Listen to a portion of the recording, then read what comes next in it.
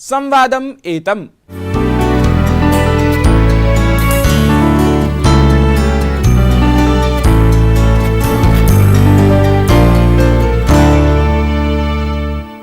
प्रख्याताय वास्तुविदे विचारकाय च आभास मल्दह्यार वर्याय वार्तावल्यां स्वागतमस्ति। नमोस्तु महोदय। नमस्ते। मम आद्यः प्रश्नः वस्तुतः एषः अस्ति यत् कश्चन वास्तुकारः शिल्पी वा इतिहासज्ञः भवति यदा तदानीं कथमिव वास्तविकताम् इतिहासस्य नाम पश्यति अथ निरूपयति यदा तदानीं कथमिव तत् वस्तुतः वास्तविकं सर्वं भवति, अधिकं भवति वस्तुतः। एक विषय होता है हिस्ट्री ऑफ आर्किटेक्चर या वास्तुविद का इतिहास। वहां पे आप समझते हैं कि पास्ट में किस तरह के बिल्डिंग्स बनाए गए, क्या क्या। आप यहाँ पे दर्शन शास्त्र पढ़ते हैं, फिलॉसफी। आप यहाँ पे साइकोलॉजी पढ़ते हैं, आप यहाँ पे गणित पढ़ते हैं, आप यहाँ पे फिजिक्स पढ़ते हैं। सो आप बहुत सारे विषयों को पढ़ते हैं। तो कहीं ना कहीं वास्तु विद्या एक ऐसा विषय वस्तु है जो विज्ञान और कला दोनों के बीच में मिलकर के रखा हुआ है। उसके वजह से आपको एक जगह कला के लिए रुचि रहती है, कला, और कहीं ना कहीं आप ये समझ सकते हैं कि इतिहास के पन्नों में भी रुचि रह जाती है। और चूंकि ये विज्ञान का ही एक ब्रांच है, उसके वजह से आप में एक रैशनल थॉट आ जाता है। तो अगर एक वास्तुविद या फिर वास्तुविद अगर इतिहास में घुस रहा है तो वो इतिहास को बड़े ही साइंटिफिक वे में या फिर विज्ञान के दृष्टि से काफी लॉजिकली देखने की कोशिश करता है। तो मुझे हमेशा ये मेरे लिए काफी सहज हो जाता है कई एस्पेक्ट पे कि कई बार मैं अपनी आइडियोलॉजी या विचारधारा को हावी नहीं होने देता हूँ और इतिहास को मैं बहुत ऑब्जेक्टिवली देख पाता हूँ। क्योंकि ये कहीं ना कहीं वास्तुविद एक विज्ञान का ही भाग है या इस वजह से कहीं ना कहीं मुझे हमेशा ये लगता है कि अगर जो वास्तुविद है वो इतिहास में और भी आगे आएंगे तो इतिहास के लिए भी बहुत कुछ अच्छा हो सकता है। और आप भवनों को स्टडी करके जो जितने भी भवन पीछे पहले पढ़े क्रिएट किए गए थे उसको वास्तुविद ज्यादा अच्छे से समझ सकते हैं। चाहे हमने राम जन्मभूमि के समय पे भी देखा था, उस समय के मोहम्मद जैसे लोगों ने जो आर्कियोलॉजिस्ट थे उन्होंने आर्किटेक्चर या वास्तुविद से ही बहुत कुछ स्टैब्लिश किया था कि ये किस एरा के स्ट्रक्चर है, क्योंकि आप समझ सकते हो कि वो किस एरा की बात हो रही है। क्योंकि एक समय विशेष में आप एक विशेष मेथड से ही कंस्ट्रक्शन करते हैं। सो कहीं ना कहीं वास्तुविद्या एक बहुत बड़ा सोर्स है समझने के लिए कि उस समय क्या था और कौन किस समय से बिलोंग करता है। सत्यम। वस्तुतः आग्रह पूर्वाग्रह दुराग्रहादिभ्यः दौर्यं यद्भवति तदानीमेव वस्तुतत्वं वास्तविकं यत् तथ्यं भवति तद् उद्घाटितं भवति, यथा भवता एव उक्तं। तर्हि एतस्मिन् विषये विचारधारायाः अथवा विचारवादः यः भवति तत्र तस्य का भूमिका भवति? मैंने कभी अपने आप को रोका नहीं कि मुझे इस पत्रिका के लिए ही लिखना है। जहां पे भी मुझे ये लगता था कि किसके लिए ज्यादा से ज्यादा लोगों तक पहुंचने की कोशिश करना चाहिए। और कई बार मेरा ये अनुभव रहा है कि बहुत सारे लोग फेंस सिटर होते हैं, वो डिसाइड नहीं कर पाते हैं कि वो किस तरफ अलाइन कर रहे हैं। तो इसलिए आपको अपने लेखन को बहुत अलग अलग ब्रांचों में जाकर के लिखना पड़ता है। तो मैंने बहुत जगह के लिए बहुत तरह के पत्रिकाओं के लिए लिखा और मैंने बहुत सारे वस्तु विषय को टच करने की कोशिश किया। उसमें से इतिहास हमेशा से ही एक महत्वपूर्ण अंग रहा है, जहां मैंने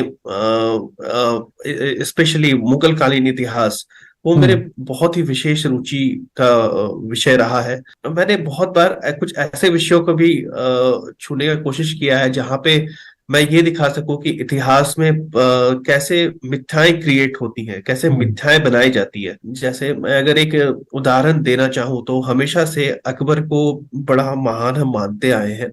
और बहुत सबसे आयरनिकल पॉइंट ये है कि अकबर जो नाम है, अकबर उनका नाम नहीं था। अकबर का अर्थ होता है महान होना। और ये टाइटल भी अकबर ने खुद दिया था। जब उनका राज्याभिषेक हो रहा था तो ये उनके खुद के जो हिस्टोरियन है, जो इतिहासकार है अबुल फजल, उनकी हाँ, लेखनी में पता चल, वो बता रहे हैं कि अकबर ने खुद को, जलालुद्दीन मोहम्मद ने खुद को अकबर अकबर बुलाया था। वही। इस तरह के बहुत सारे मिथ्या हैं जो हमारे हम्म, इतिहास में डाले गए हैं। जैसे मुगल काल ने हमको बहुत समृद्ध बना दिया था, हम्म, लेकिन मुगल उस दौर में आए जब भारत ऑलरेडी बहुत समृद्ध था। हाँ, जैसे तो 1000 AD में, 1000 AD में भारत की जो जीडीपी शेयर थी वो तकरीबन 1/3 थी पूरे विश्व की। हाँ, 1500 ईस्वी के आसपास वो हो गई 1/4, वो और अपने आप हो गई है। तो मुगलों ने आकर के कुछ किया नहीं, उन्होंने कुछ हम्म, नहीं किया। और हम्म, उसके बाद हमारी जीडीपी शेयर जो थी पहली बार चाइना से बहुत कम हुई मुगल दौर में, वो कि अकबर के दौर में। हम्म, और तो इन सब बिंदुओं पे मैं काफी फोकस करना चाहता हूँ मैं अपने लेखनियों में। और मेरा उद्देश्य हमेशा से यही रहा है कि ये किसी के ना अगेंस्ट है ना किसी के लिए है, परंतु ये इतिहास के लिए है, क्योंकि इतिहास को हमको कुछ नहीं देना है, हमको इतिहास से लेना है। संस्कृतिगौरवं भवान् एवं वर्धयन् अस्ति। तर्हि नमामि गङ्गे इत्येषा परियोजना आसीत्। वस्तुतः तत्र भवान् संयुक्तः इति यथा अहं ज्ञातवान्। तत्र वास्तुविद्रूपेण भवदीयं योगदानं किम् आसीत्, तस्मिन् विषये अहं ज्ञातुकामः।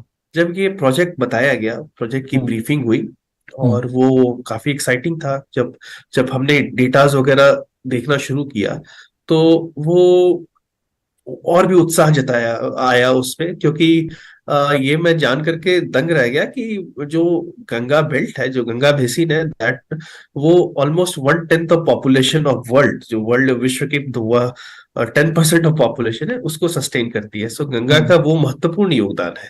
हाँ, और लेकिन जब वहां पे इश्यूज को हम लोगों ने देखना शुरू किया, तो मैं दिल से काफी व्यथित हो गया था, क्योंकि गंगा को हम माता की तरह मानते हैं। और इनफैक्ट जब मोदी जी का जो मैंने वो भाषण भी सुना, जब उन्होंने गंगा का महत्व बताया था, हम्म, और उसके बाद मैंने अपने ट्रेडिशंस वगैरह को पढ़ना शुरू किया, आपके जन्म से लेकर के आपके अंतिम संस्कार तक गंगा का बहुत महत्वपूर्ण योगदान है।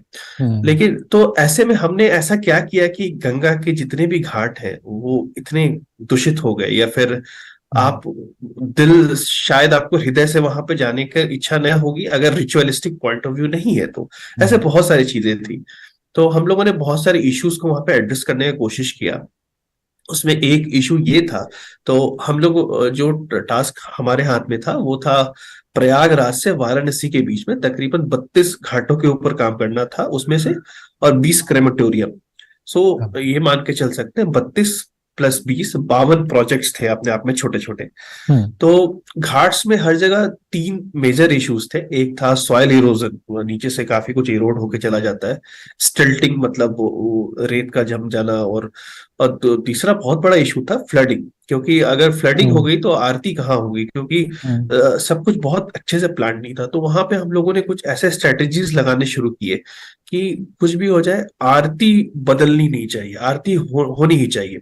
हम्म, तो उसके लिए हम लोगों ने अलग अलग जगह पे प्लेटफॉर्म्स बनाए। हम लोगों ने कुछ ऐसे मेथड्स लगाए, जैसे रिटेनिंग वॉल वगैरह बना करके आप पानी को रोक सकते हैं, तो नीचे से चीजें इरोड ना हो, हमने रिटेनिंग वॉल्स वहां पे लाया।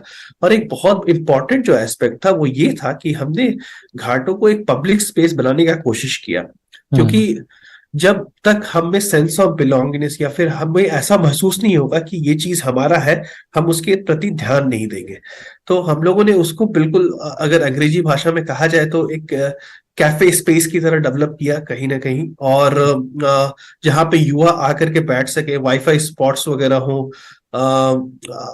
एक कंप्लीट अर्बन डिजाइन इंटरवेंशन था कि जैसे हम्म, कैसे जो पूरी जनता है वहां आकर के बैठ सके, वो हर कुछ कर सके, और साथ ही साथ जो ट्रेडिशन है वो हमारा टूटना नहीं चाहिए। अगर बाढ़ आए भी तो उससे इफेक्ट नहीं होना चाहिए। ऐसे बहुत सारे बिंदु थे जिसपे काम किया गया था।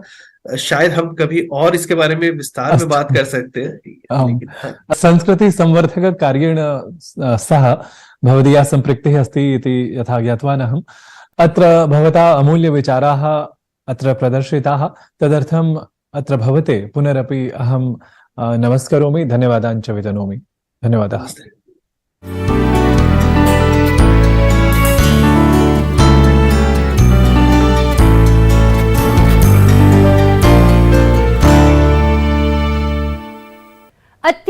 शोभनः एषः संवादः। गवीश, अधुना समयः अस्ति चिरप्रतीक्षायाः।